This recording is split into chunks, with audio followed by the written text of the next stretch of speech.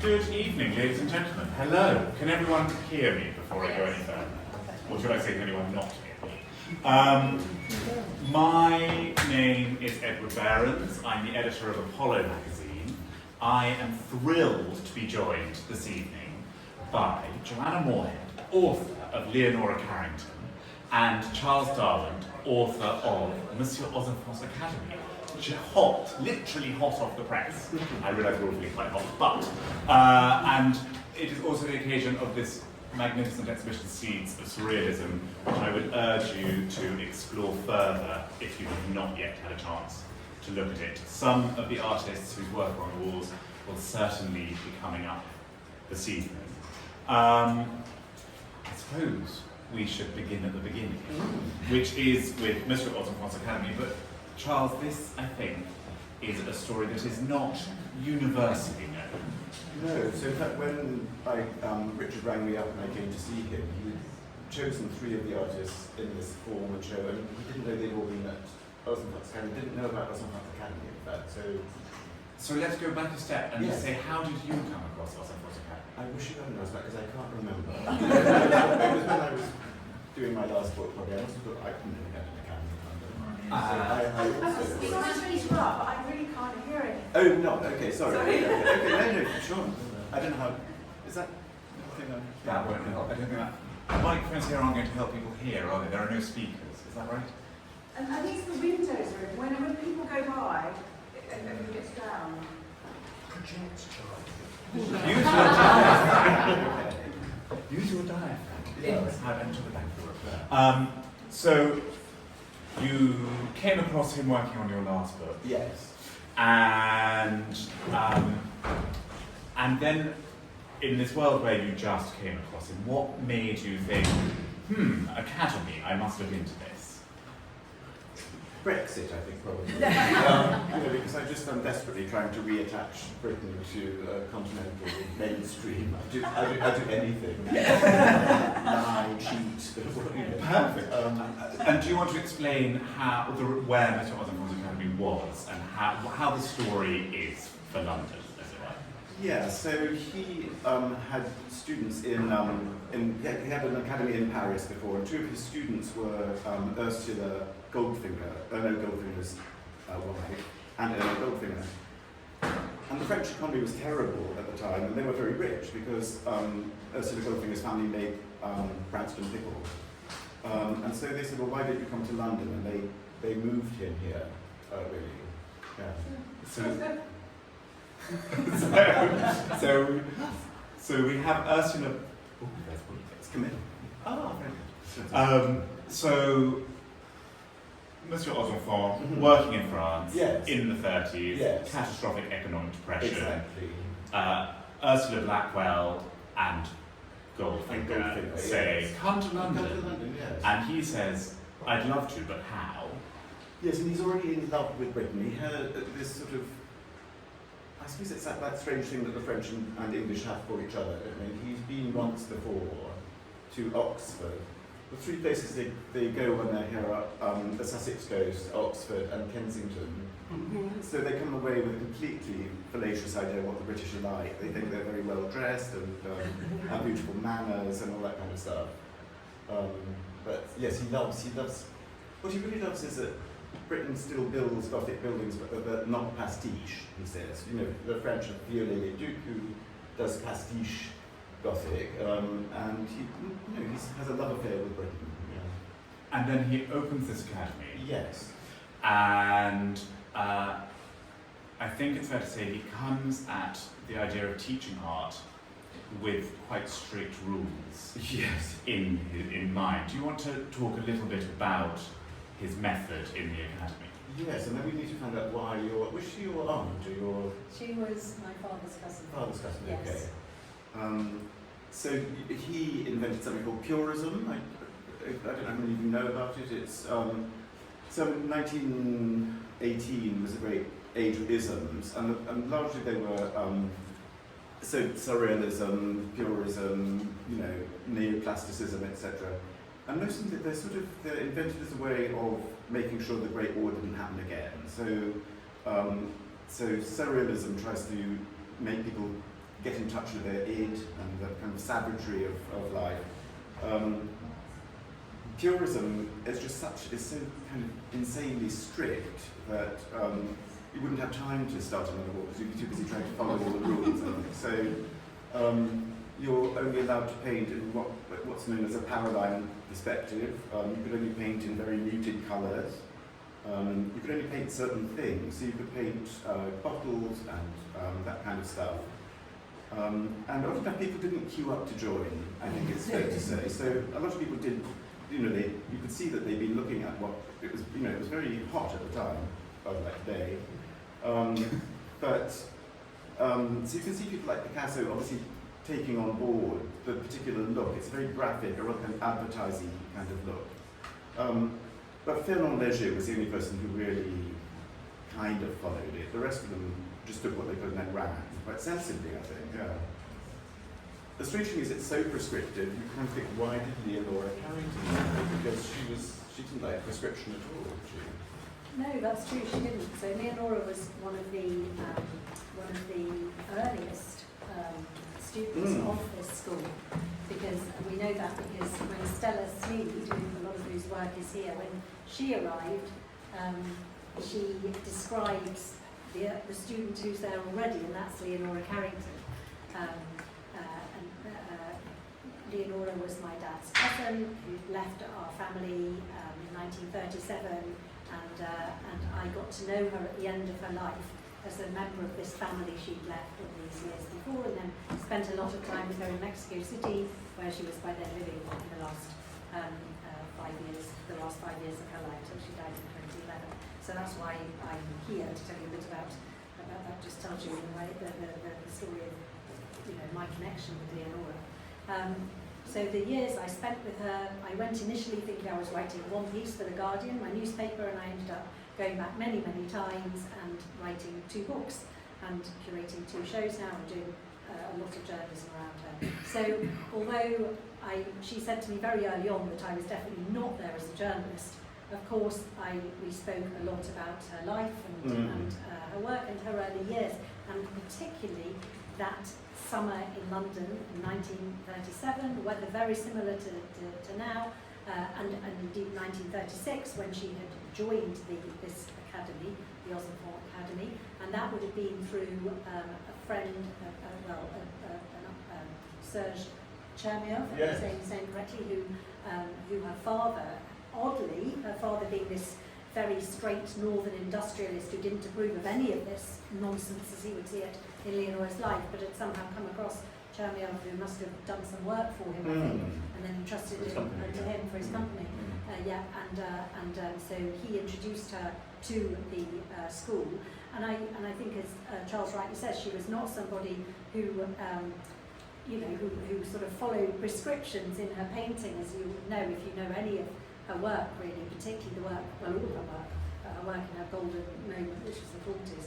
But I think, I don't know, sorry, to come back to the question, that was a bit of a long around it, but to come back to the question, I think really it goes back to what you were saying about, setting, if you know the rules, then you know how to break them, you know what to do with them, and I think, and this was the only time Leonora was at art school, pretty much. I think she may have just had a few weeks at Chelsea. At Chelsea, but pretty much this was the sum of her time learning formally about art. And I do know, because we obviously talked about it, that she saw Ozenfant and the tools that she learned here as incredibly helpful for her career. And I think it was those rules and that coming back, she said the apple, the apple that started off an apple and becomes more and more the sheep mummified, and she painted it through all these stages, and I think that gave her a sort of structure. One of Ozenfant's ideas was this thing called the object type. That was a translation by the Queen's grandfather, P. Morton Shand. He invented that term, I think, or just sort of translated it. But there were things that were so ancient in their form that they ceased to have a kind of existence of their own. So things like beakers and guitars and things like that. And what became incredibly important then was not colour but outline. So what he taught was this very, very slavish. I mean, I would have thought that she would have killed him, but she actually rather liked it. And I think that there's a kind of surrealism that comes out of the school. You see, I think that's kind of like Leonora's in a way, because there are things that it's a composition where things are separate from each other and very firmly outlined and pushed up against the picture plane. It doesn't look like Salvador Dali, let us say, or it's a very, And of course, one of the big things about surrealism as an art movement is that unlike, you'll both know more than I do, probably most people in this room will know more than I do about art history, but I think most periods in art history have a fall in the painting, so there are similarities in the way they're painted, Impressionism or whatever, and that's not true, of course, of surrealism. It's not about the painting, it's not even about whether it's good or bad, it's about it being really in touch expressive with what's inside you. So I don't know what date that is. Yes, I think it was made at the school, so it's right. in 1937. Because Leonora's self-portrait, which is, I suppose, probably her best-known work, which is Met in New York, is very clear, the outlines are very clear, it's very clear what's and also quite a muted palette. I think that it looked quite good in the silhouette, actually. But they wouldn't then. Yes. Is it worth talking a little bit about how Leonora and indeed every artist there was not allowed to paint until they had got through or mastered the art of outline and drawing and the life model classes? Yes, so you did drawing in the morning and you could only paint in the afternoon if Ozenfant decided that your drawing was good enough, and he never decided that your drawing was good enough. I think the number of works that were actually made at the school, that's one. I don't, probably, and I did look awfully hard. I think probably about a dozen. It existed for 3.5 years, and there probably weren't that many students. I would think under 200 certainly, and possibly under 100. But even so, you'd expect, a handful of paintings.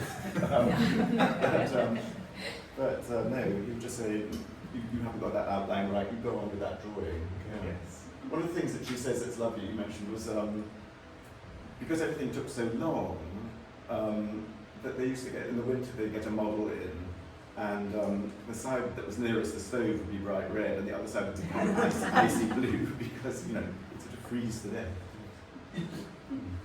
And I wonder if we ought to just touch a little bit about Leonora Carrington. Did she say anything to you about him as a person as well, Ozenfant the person, rather than Ozenfant the tools with which she was equipped? I don't remember if she said anything specifically about him. She very much said how much she valued his input and the drawing technique. She felt very strongly, and that idea must have come from Amédée Ozenfant, that it was so important to master the art, as you say, of drawing. So she very much valued it in her life. And of course, she didn't only know him in Warwick Road, because they were going to meet again in New York in 1942.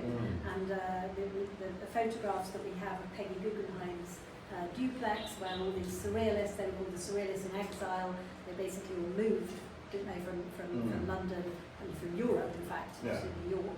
Well, many of them did, and then they kind of tried to restart surrealism in New York, which didn't work out. But they were the same group was there, and their HQ was Peggy Guggenheim's apartment, and there are some rather wonderful photographs of this whole group. The group we'd last seen in Paris on the verge of the war, now reassembled, and Ozenfant was with them. And Ozenfant's nose, especially. Yes, it's the most enormous nose. Yeah, he's very clear in the photographs these years, isn't it? Yeah. But there's also something quite fascinating with Ozenfant, with the way he went to New York, and there was this devoted coterie of people who followed him. Yes. While the school in London was very self-contained, and to a degree the school in New York imploded due to pressures of finance and not getting people and mildly scurrilous behaviour at the end. He still had Leonora went to see him, Stella Sneed, and they were all sort of faithful to this vision. Do you want to talk a little bit about the women, largely they were women, who stuck by him? Yes, I mean, Leonora, Carrington, very interestingly to me, she said he worked me like a mule.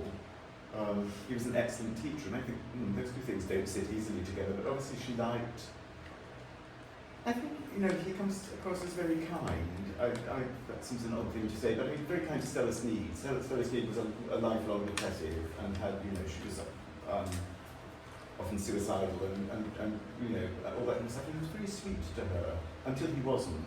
When she followed him to New York, I think he felt at some point that she needed to get out on her own. And he wrote a very sort of curt letter, as he did to Shari Deans, in fact. Yeah. Yes. Yeah. I don't know, maybe his wife. Who knows? The biographer speculates. Yes. And to go back to something you mentioned at the beginning of this talk, so you mentioned that you were doing this to reverse Brexit. Yes. There is a curious parallel with Ozenfant trying to introduce France yes. in more ways than one into London life. Yes. Do you want to talk about that? Yes, I did actually. I kind of got in touch with my inner geek that I didn't know existed, but sitting in the Archives Diplomatiques in France, looking at all the correspondence, but sort of secret correspondence really. So 90 years ago, the French government was a left-leaning coalition called the Front Populaire. Now we have a left-leaning coalition called the Front Populaire, who is the government of France. Plus ça change.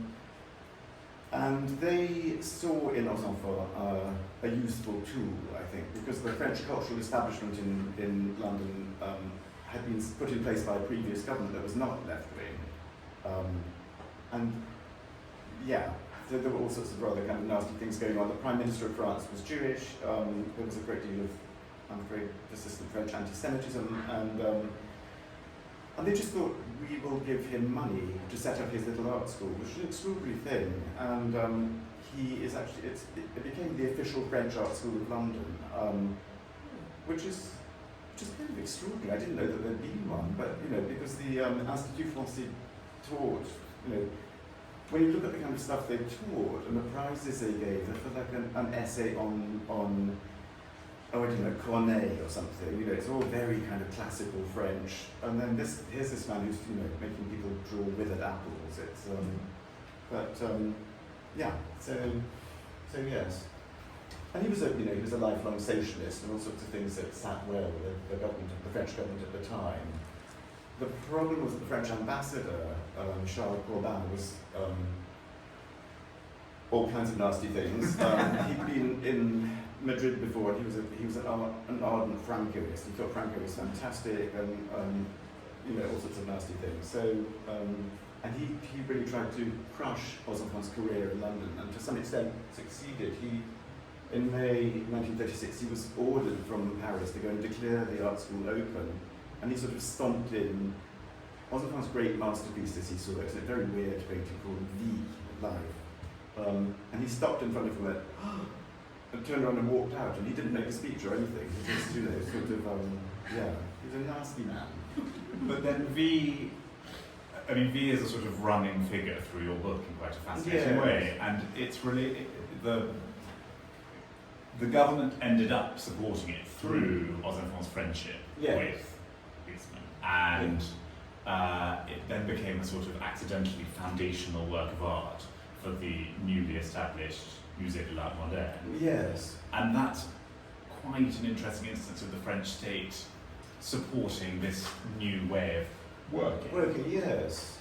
I mean, it didn't do V much good. To be honest, it's a completely wacko painting, and it doesn't look like anything. It looks a bit like, what's that man called, the chap who did all the subway cartoons in Keith Haring. I always think it looks like Keith Haring. It's all these sort of funny little wiggly things.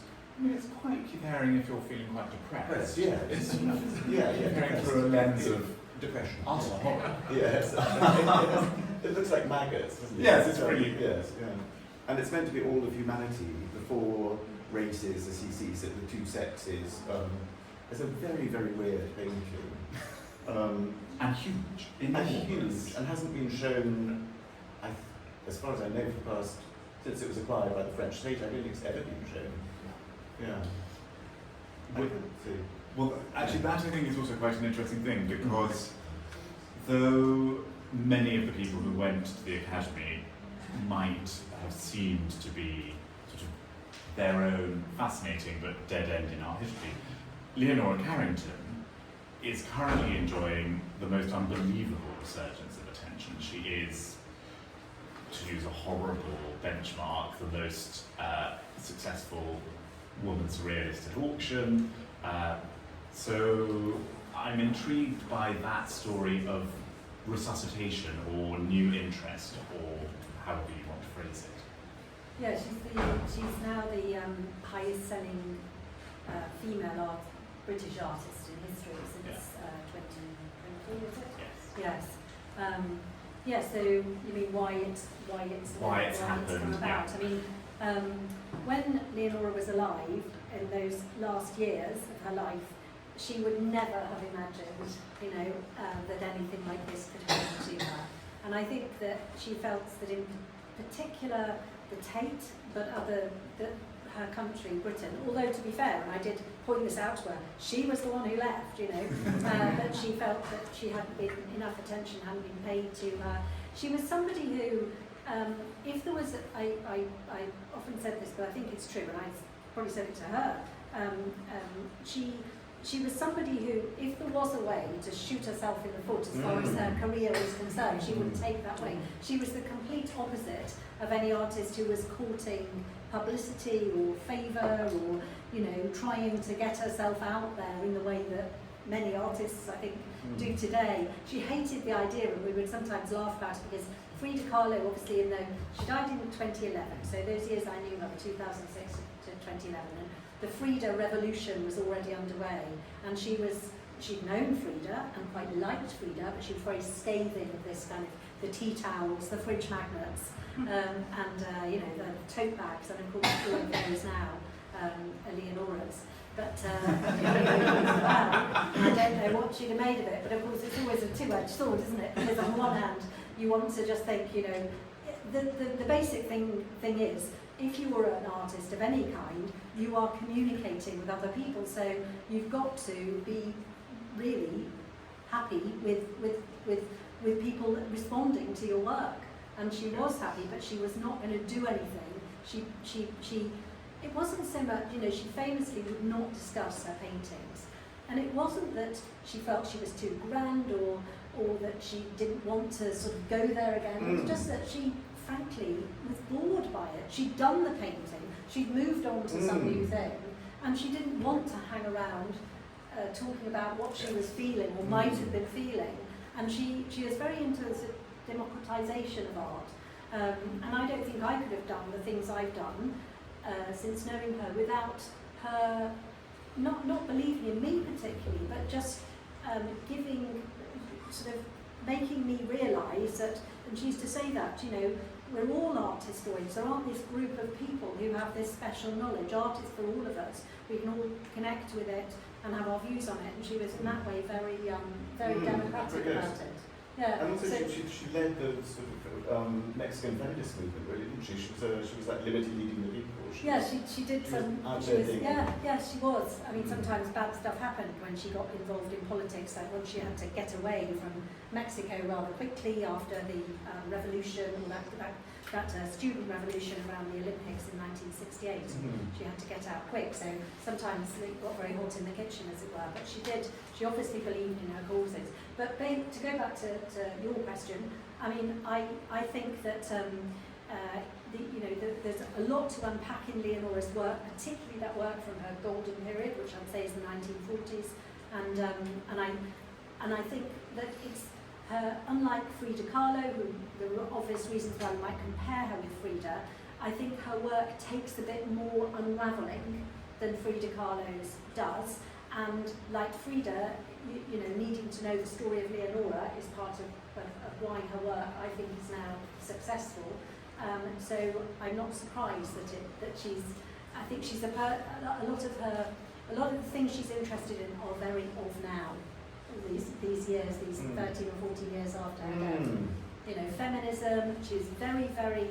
She was a real visionary in terms of ecology and the planet. She was painting the painting she did in 1942, I think it was, called The Giantess, or the other name for it was The Guardian of the Egg.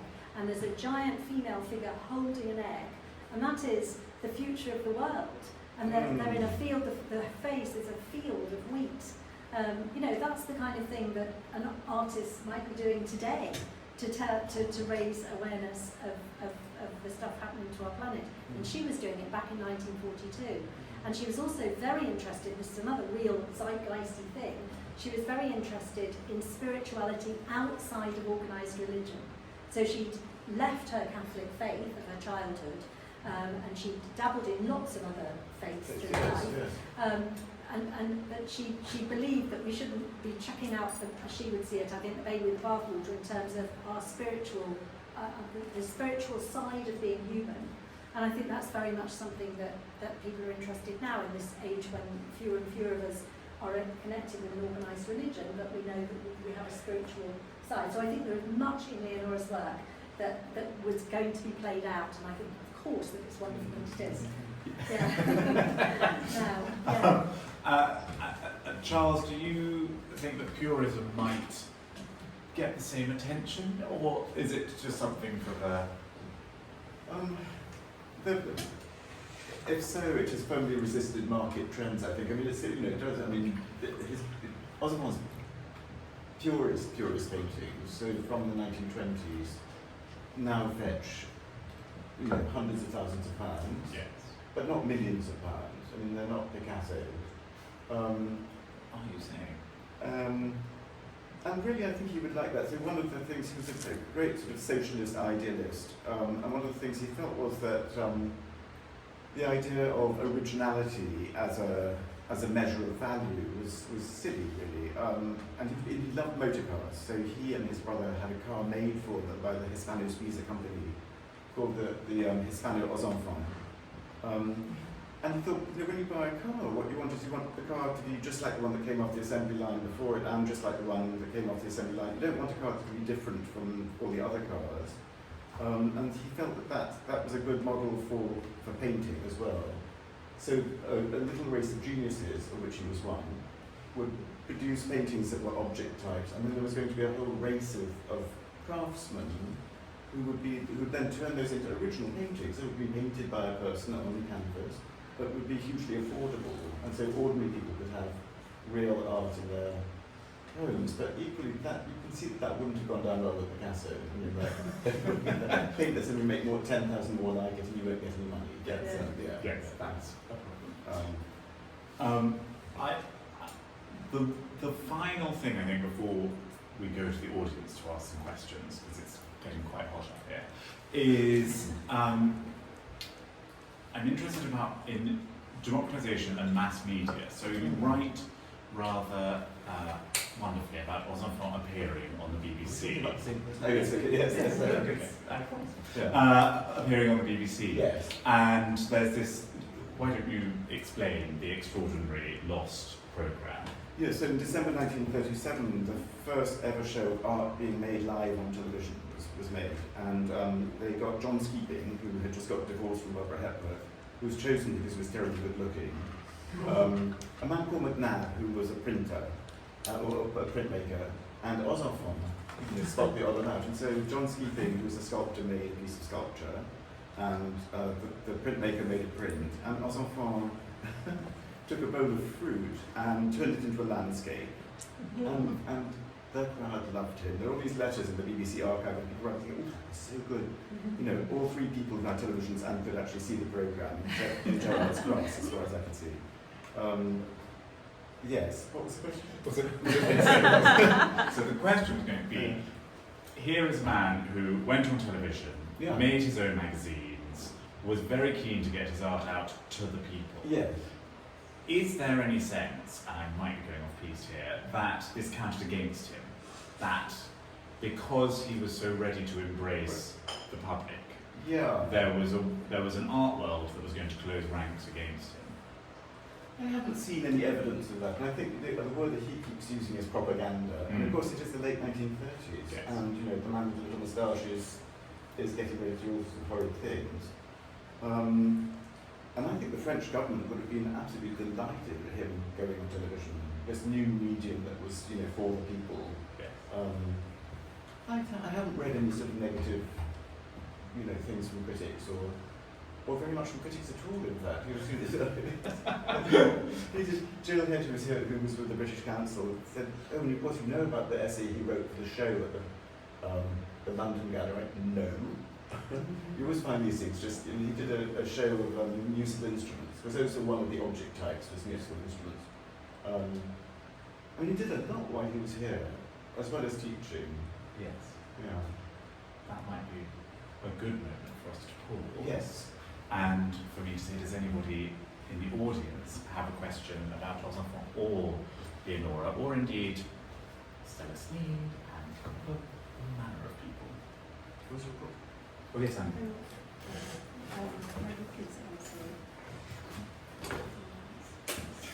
That's one of the books I've written about Leonora that tells the story of, I focused on the story of her leaving Britain, because obviously that was what I was interested in, why she'd gone, because I knew what was left behind, the family she left behind, and the fallout from that. So I wrote about that moment in her life in 1937, which was, sorry, we haven't actually said this, but it was entirely connected to the Ozenfant School, because it was through Erno Goldfinger and Ursula, who was, as Charles has said, her fellow student at this academy, that they invited her on a very warm evening in June of 1937 to their flat at High Point in Hampstead. Yes, you may know the building. They were the first occupants of that new modernist building.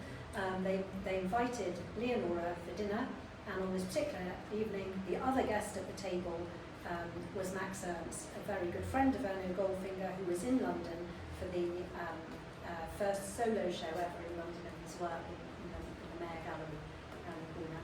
And the two of them, Max Ernst were very quickly keen on one another, and indeed Max Ernst was at the time married to his second wife, whose name's gone out of my head, but it will come back to me in a minute, and she was a very similar backstory to Leonora's, a Catholic who he met when she was very young. Right.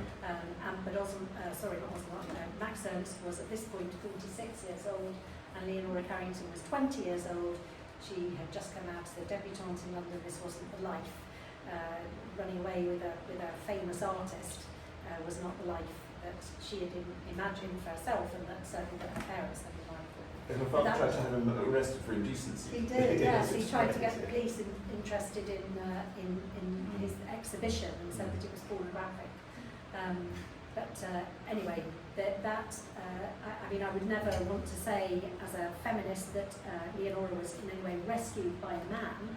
However, I think that she was at that point in her life, 1937, now at the Ozenfant School, she knew she had to escape. She knew that she would have to find a way to be away from her family and Britain, and in the end even Europe, to be the artist she knew she was. So meeting Max Ernst that evening, because of Ursula Goldfinger, meeting Max Ernst that evening was really the beginning of the makings of her as an artist, and then through a series of extraordinary really adventures that I write about in the book and spoke to her about a lot. She went across Europe and ended up in Mexico City, where she was in 2006, and where she had been for all those years in between 1942 and 2006 when I met up with her, and indeed where she would be until her death in 2011. And just one other thing to say about that journey across Europe and her adventures in the war. These sketches here on this wall, which Charles they've never been shown before. They're from a notebook of work that she did in 1941 when she was. It's often said that she was incarcerated in an asylum in Santander in the north of Spain. Now that is true, however, and this may be relevant to these works, which as you can see, horses are a very important element of many of her paintings. She paints horses again and again. She identifies with the horse as her kind of animal familiar. But also another thing to know is that this asylum, as she called it all her life, was not some kind of imposing Victorian building. I was very surprised when I went to visit it in Santander during the course of researching her life away from knowing her, because it's actually a beautiful parkland in the city, which had this sanatorium in the middle. So basically she would have been seeing these horses. Oh, right, And she would have been out on horses. And indeed it's almost certainly the case that her parents, although they had kind of cut her off officially, actually they were still trying to help her. Certainly her mother was from afar, because by now the war is going on and her family are in Lancashire, and she is sort of stuck in Europe, and at this point has had a breakdown, and I think that they got her into this, certainly paid the bills at this hospital, which was really, quite a, it's a sanatorium in beautiful parkland just outside the centre of Santander, so she would have been seeing a lot of horses. So that's just to fill you in a bit on the context of those, of that work. Sorry, there wasn't questions. Thank you. Hey, Charles, and you very perceptively pointed out this thing about Ozenfant wanting to popularise design, democratise it. And in your book, Charles, you talk about architecture, Ozenfant, and other schemes which he proposed, which didn't come off. Yes. Such as the boat, yes. which is actually now being done. Yes, absolutely. Monsieur, Exactly. Yeah. But the architecture is a really interesting part of what happened in the academy as well. That's sculpture, which I think is little known. Yeah. The whole thing is little known. I think so one part of the book is 3 buildings in London, one of which was never built because, of course, it was Ozenfant, and nothing he did was ever built.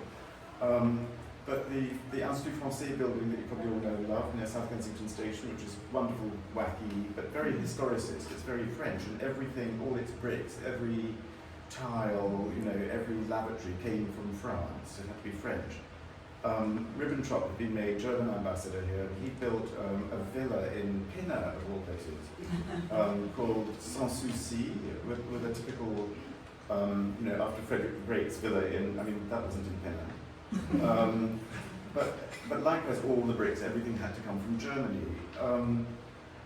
Ozenfant was going to be the first proper steel and glass building had been built in London, and it was international modernism. And the whole point of it, the man who designed it, Oskar Nitschke, was Jewish, Hungarian, brought up in Germany, working in Switzerland, and the whole point of it was that it wouldn't be, silly bricks. No, it wouldn't be a nationalist structure, it would be an internationalist structure.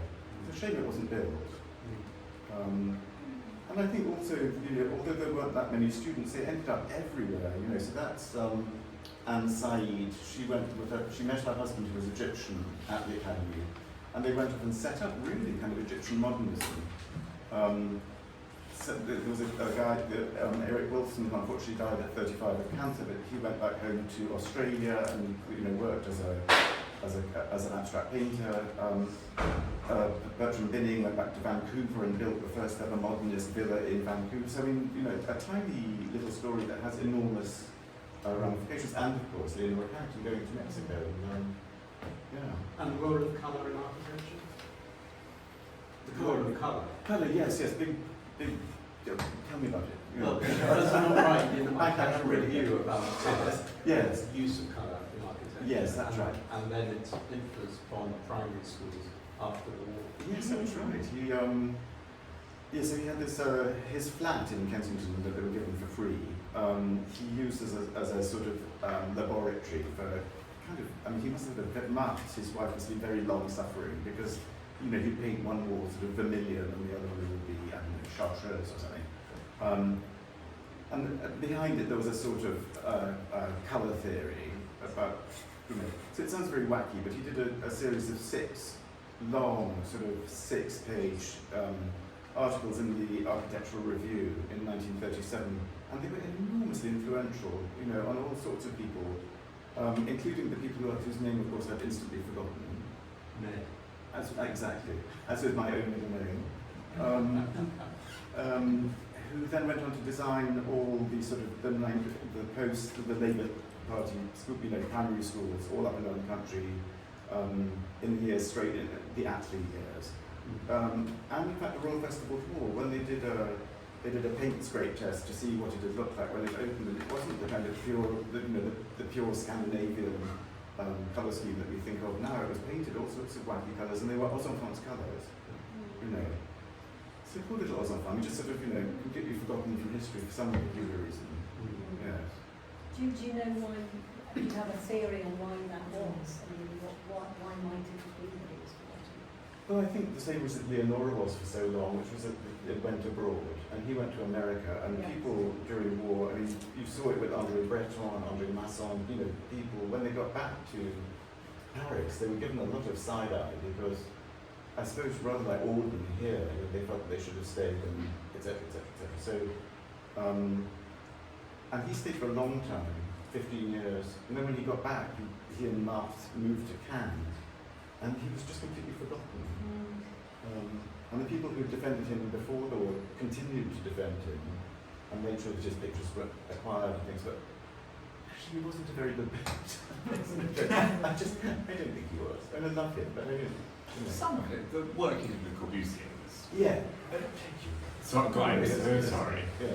That's, which is also something we haven't discussed at all this evening. Yes. Corbusier. Yes.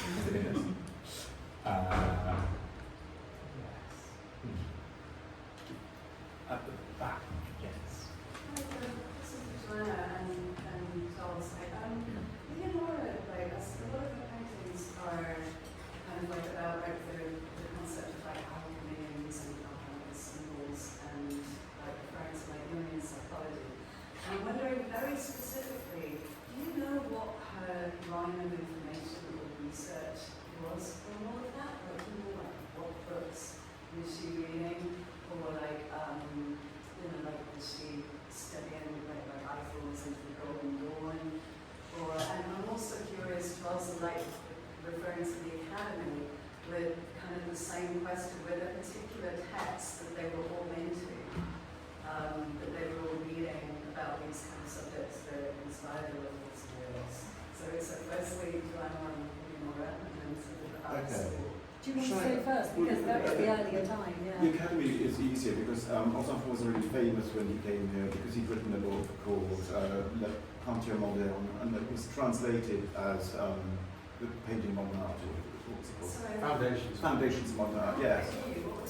It was called the Foundations of Modern Art, and it became a standard text in British art schools really until the 70s. Incredibly important and very, very influential on Francis Bacon. Eduardo Palozzi said he became an artist because of it. Bacon, a lot of the imagery in Bacon's paintings in the 76 triptych, for example, are taken directly from that book. So that was what they would be reading at the Academy, I suspect. Probably under threat of death if they didn't. But other than that, I don't know.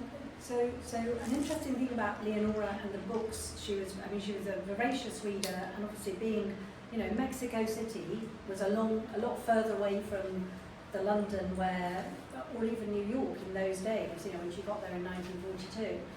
So she had a lot of books sent, and she was a big reader, and certainly psychology was one of the big things that she was interested in, and all the other things you mentioned. And I don't know specifically the books. I know she was into Jungian psychology and books there. But an interesting thing to say is that her house has now been reimagined as a museum in the same way that Frida Kahlo's The Blue House is there, full of the stuff that was there when she died. So it's as it was in those last years of her life. And her library is intact. And the idea was that house would open as a museum studio, or whatever they call it, at the end of the pandemic, but for various complicated reasons. And Mexico, complications are no complication you've ever known before. For various complications there, that house has not yet opened. However, on the roof they've built a study centre, and I know that the director, who's now been replaced because of some argument, there'll be a new director, but the director who curated, who was in charge of the curation of the house, very much hoped that doctoral PhD students or whoever, or people interested in her work, would come and study the library. That was a rich vein of future, for art history of the future. So I think the answers are there in the house, just maddeningly we can't get in at the moment, or the right researcher or researchers can't get in. But I think there are things that we're going to discover more about her. She was very influenced by the people who came in and out of her life. Sometimes I see a painting or I read something, because obviously she was a writer as well, and I know that she was seeing whoever it was at that period, and an architect or a psychologist. So that she went through a phase of that being hugely of interest, and then the alchemy and the kitchen. And the kitchen as the space where everything happened, and then she had these two very close friends in Mexico. She had more than two, but two very close women friends were Remedios Faro, the Spanish painter, and Kati Horner, the Hungarian photographer, and the three of them, and the wider group as well. A lot would happen in the kitchen, and the kitchen was a place where these paintings were brewed, as Edward James said. Probably nothing at all. So, but one of the things I love about Ozenfant is his extraordinarily slapdash grasp of fact. I mean, he could have been a journalist. And he, so on the cover of his famous book, there is a hand, and in that book he says that he'd been to the caves near Lascaux, not Lascaux itself, but and looked at the wall paintings there. And he said the hands, once you see them, you'll never forget them, but there are in fact no hands in that cave. The hands he was looking at were in a different cave entirely, in a different country, in fact in Spain, and others in Argentina, I think. Interesting. Is there another question? Or is that it? I've just got a really, it's quite frivolous, but I just, what happened to the building? I just like this little sort of this little pop-up, it was like a few years, Warwick Road, which is quite a sort of thoroughfare. What became of it? Well, Tony and I went looking the other day. Did you? Found, so there's the pub is still there that he had gone to. It's called the Warwick Arms. Right. And in the book, I'm afraid, mistake, I said that it had called out replaced by the bin thing for the Royal Borough of Kensington and Chelsea, which he loved the Royal Borough of Kensington and Chelsea. He thought it was so chic, so he wouldn't mind it. But in fact, it was just up the road from that, and it's a block of rather swanky-looking flats called Darrell's House. Yeah, and we stood at the very place that it must have been, which is now a car park. Yeah. So probably torn down in 1969, I think. So on that note, in the car park, on the